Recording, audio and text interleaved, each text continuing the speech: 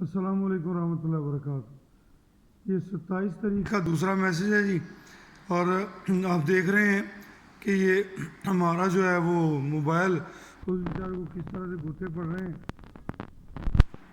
थक जाता है ये भी, कहता है हाजी साहब कुछ मेरे पे मेहरबानी करो।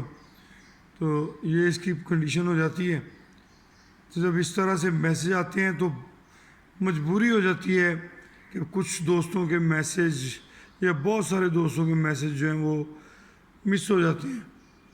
मकसद इग्नोर करना नहीं होता, मगर मजबूरन इग्नोर किया जाता है।